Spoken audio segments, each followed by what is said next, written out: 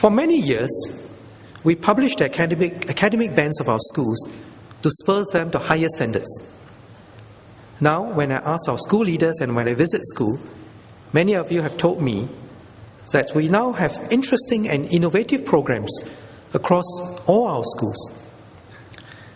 School banding has not only served its purpose, but it gets in the way of every school a good school, as it creates a public perception that MOE measures our schools strictly by academic grades.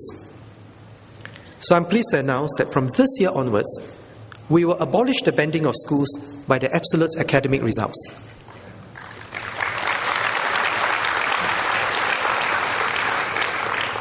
The fact is that there is no single yardstick to measure how good our schools are.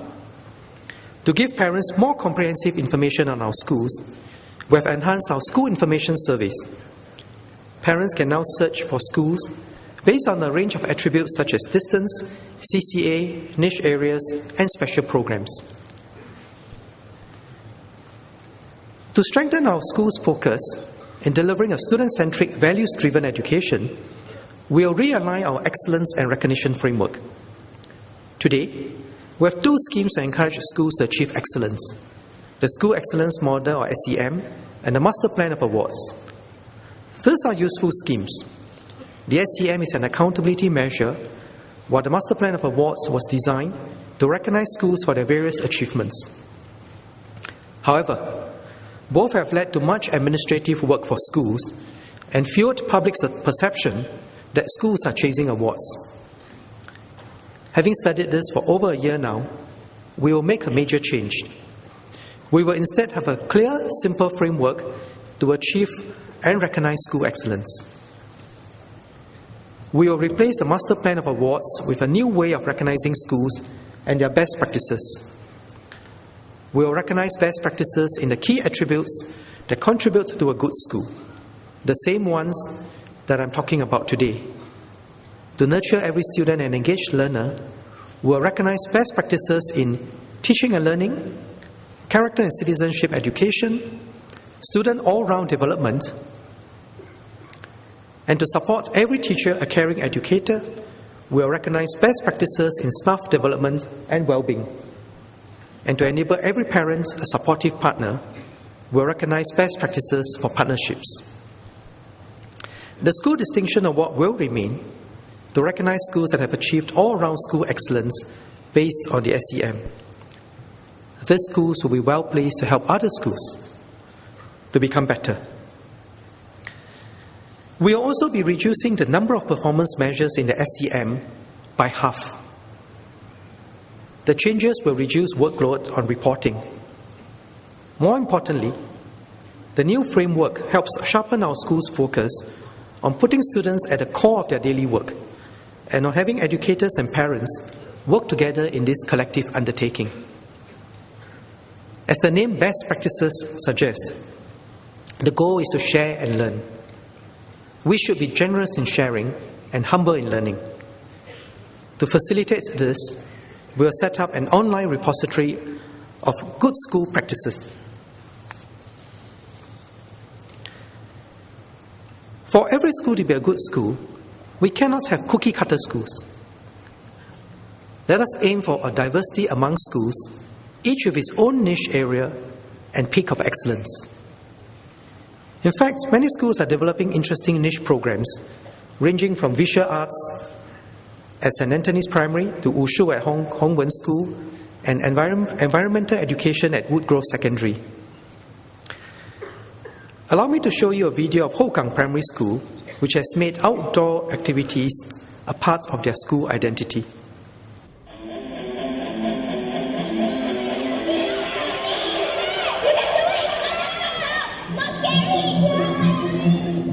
We believe strongly in the holistic development of the pupil,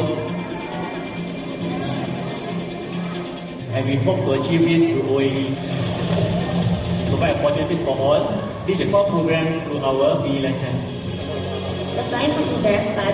It's very thrilling, so I like it a lot. I'm very happy that I got a chance to do most of the activities we had in our school. We have our OAE enrichment, where the pupils actually undergo obstacles through their school years. And through these experiences, they are actually able to try out various activities which test them on their courage and their perseverance.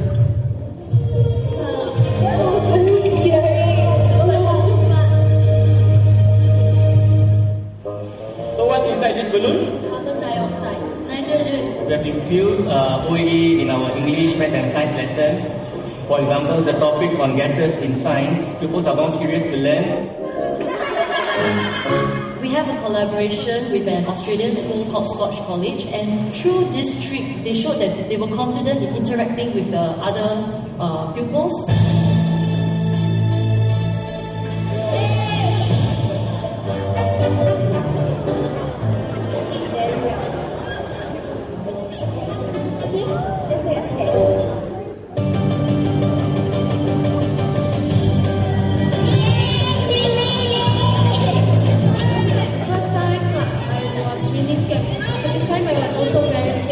This is my third time. I think I can do it. Nothing to do. But I'm holding on you. I don't want to do this.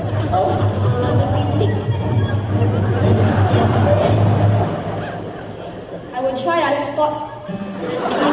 Besides OAE, each pupil will learn at least 10 different sports during their pre-lessons by the time they leave school.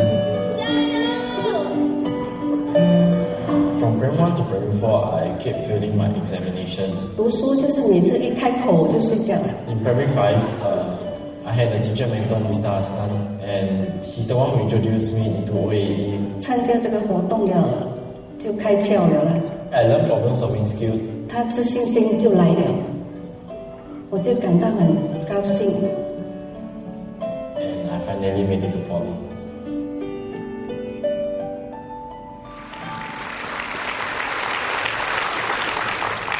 For all our school leaders and teachers who would like to do this, you are welcome to. As you can see, for students like Natalie, Kelly, Ryan and Marcus, such experience offers them something quite different from what they can experience in a classroom. And these are important ways for us to connect with our students and to help them build social emotional skills. Today, 191, or about half of all schools, have a niche area. Going forward, we will expand this. MOE will now aim for every school to have a recognized niche. We will make an important investment. Over the next 5 years, MOE will commit a total of $55 million to enable every school to build its own niche. We are also reviewing how we allocate resources to schools. Currently, schools are allocated budgets and teachers in proportion to the student enrollment. To help schools better cater to every student, we are studying a needs-based approach to resourcing. First, we'll be looking at allocating more resources to help low-progress students. For students with weaker foundations, more individual attention can help them. We can give these schools the resources to pilot intervention strategies, especially for those who are weak in literacy and numeracy. Second, we will look at allocating more resources for low enrollment schools. These schools do not have the economies of scale, unlike larger schools. Allocating more resources would allow students in these schools to enjoy a wider range of school programs and CCA. We'll announce details on this later. To make all schools even better schools, there must be excellence with collaboration. Schools that have achieved excellence have done well for their students, but the excellence must percolate throughout the system. They should share best practices so that other schools can also improve. Schools conferred the School Distinction Award this year have indeed shown this collaborative spirit. Kranji Secondary School organizes national ICT sharing sessions annually. Nanhua Primary shares its experiences as a 21st century competencies prototype school. Fairview Methodist School Primary shares best practices in English language and CCE. Kerming Primary School shares on holistic development, assessment, and reporting. I would like to congratulate these schools and look forward to more such sharing.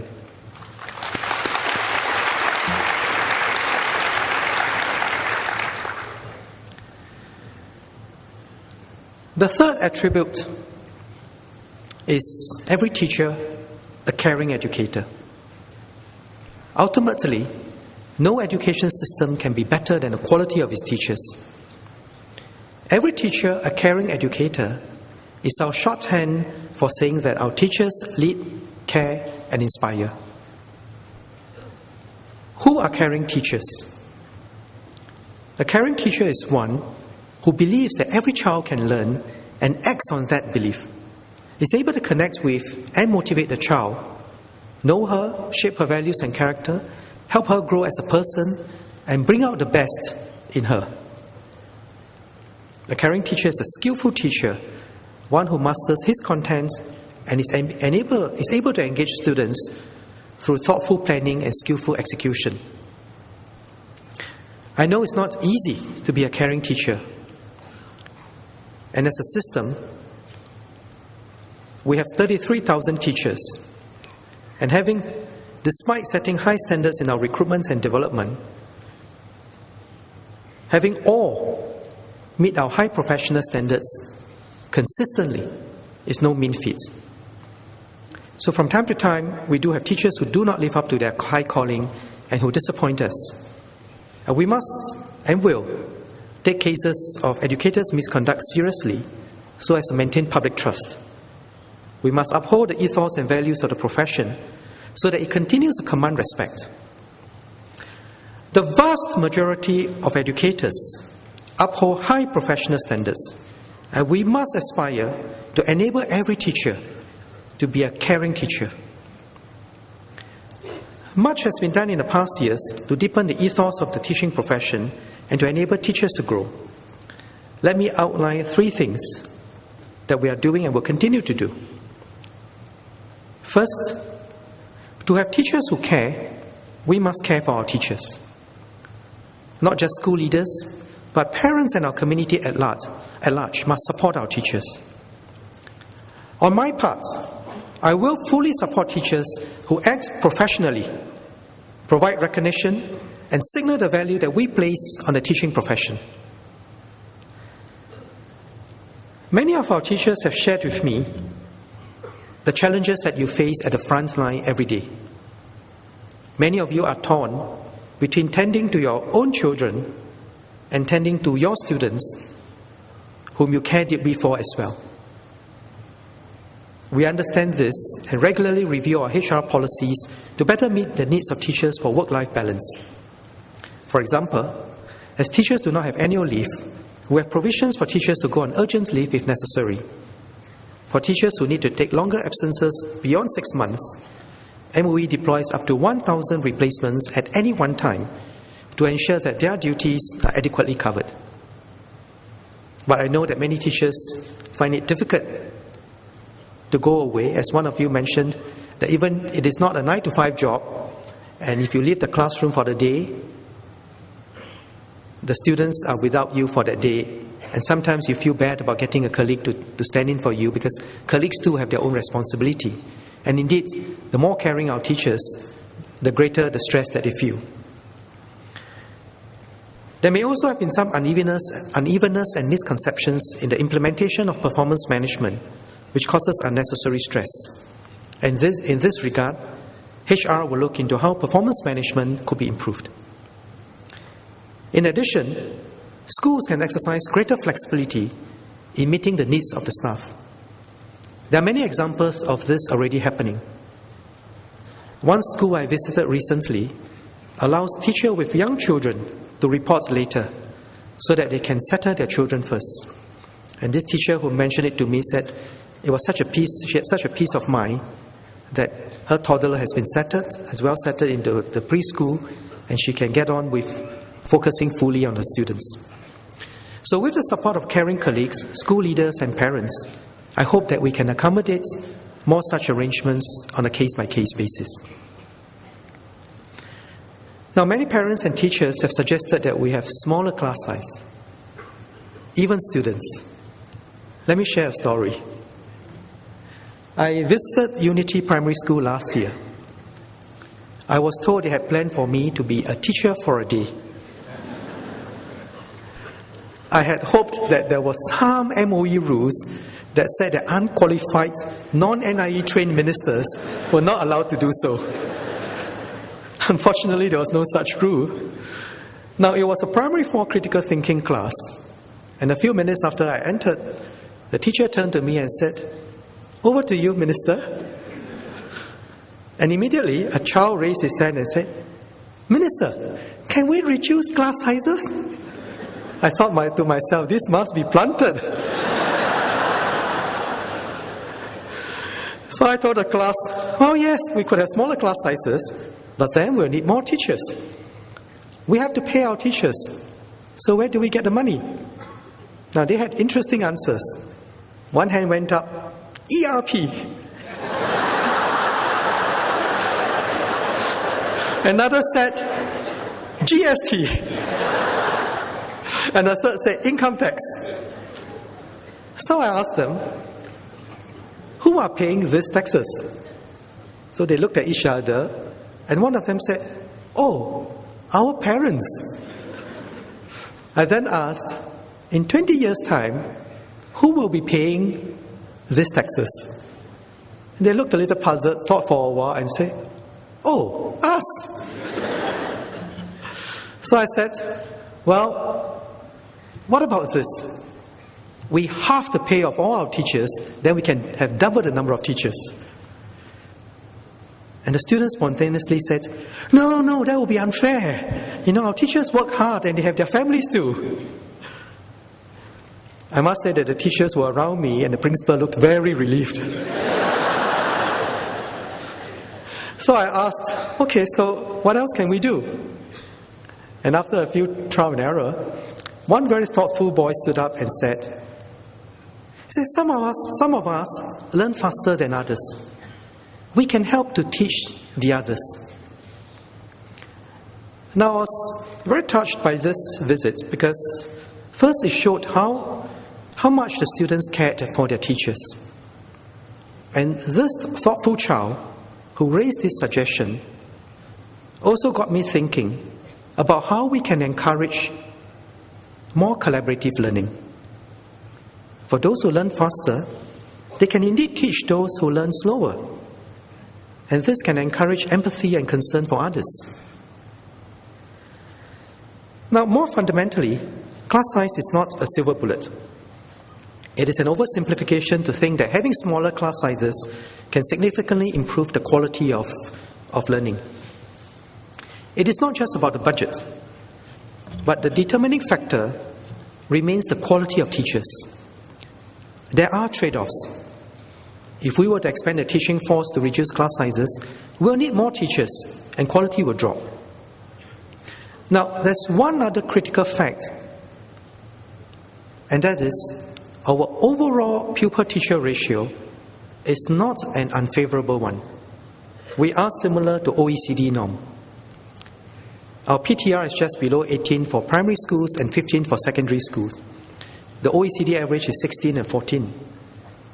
Now, by recognizing that different schools have students with different profiles and different needs, we have chosen to give schools the flexibility to deploy their teachers in areas of most need, rather than to go for an across-the-board reduction in class sizes. Some schools have more challenging student profiles, and as I mentioned earlier, we are studying how we can better do needs-based resourcing. So let us allocate resources where we can make the greatest impact.